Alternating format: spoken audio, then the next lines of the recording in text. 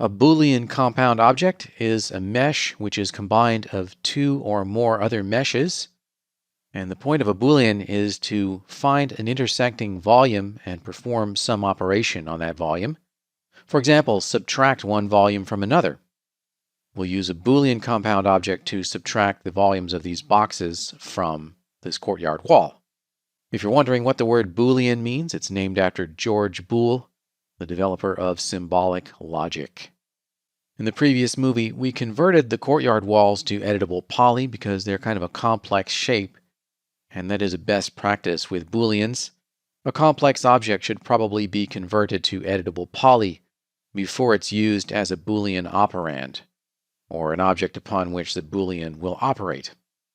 These other objects are boxes. They don't really need to be converted because they're so simple. But remember that we do want to make sure that we've got some overlapping volume that makes sense. And in this case, these boxes needed to go a little bit below the floor in order to prevent any corrupt polygons at the threshold. To create a Boolean, select one of the operands. I'll select the walls and go to the Create panel. In the Geometry section, from the pull-down list that says Standard Primitives, choose Compound Objects. And here you'll see Pro-Boolean and Boolean. We want Boolean. That's actually a newer and better version of the Boolean compound object. Click Boolean, and in the Create panel we see a rollout listing Boolean parameters, and we also have a rollout that says operand parameters. We can add the operands right now before we go to the Modify panel, or we can add and subtract operands after we go to the Modify panel. I want to do a subtraction. I want to remove these volumes from the walls. In the operand parameters, I'll click the Subtract button.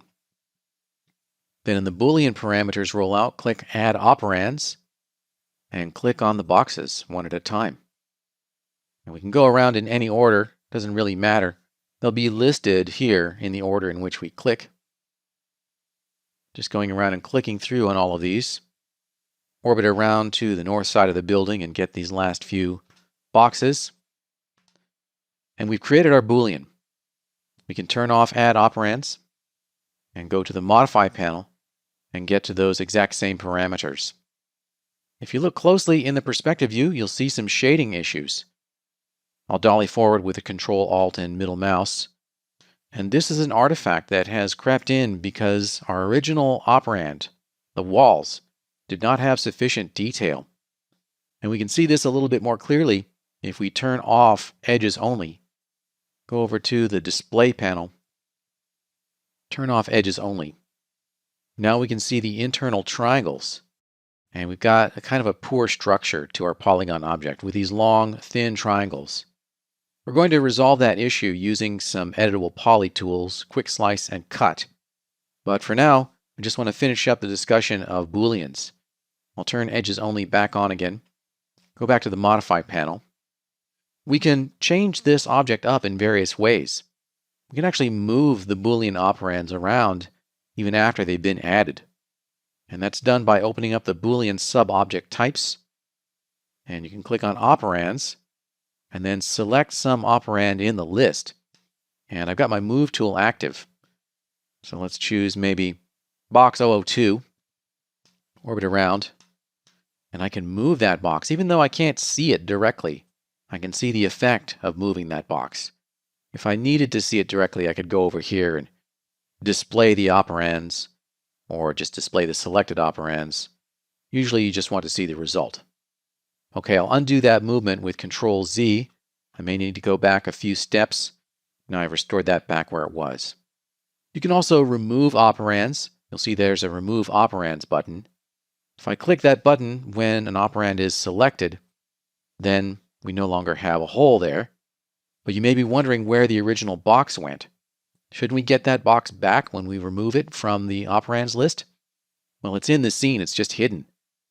I'll open up the Scene Explorer. Here it is, Toggle Scene Explorer. And here are all of the boxes. They just had their visibility turned off. So if I wanted to re-add that, I could turn on the visibility for box 002. And in Subtract mode, click Add Operands and click on that. Okay, now we've restored that back to its original conditions, and we can turn off Add Operands. Also exit out of operands subobject mode. And just as we converted our complex object to editable poly before doing the Boolean operation, it's also a good idea to convert to editable poly after doing a Boolean, just again as an insurance policy as we discussed earlier, in case there are some issues with a future version or future scene. So even though I've got these issues here with smoothing and my topology or structure is poor, just want to finish the workflow. I'll select the object, right-click, and once again, convert to editable poly. That is the full workflow for a Boolean, and we've gone through the whole process, but we still got some issues here. In the following movies, we'll see how to prepare the Boolean operands a little bit more precisely to avoid some of those issues, or at least mitigate the problems.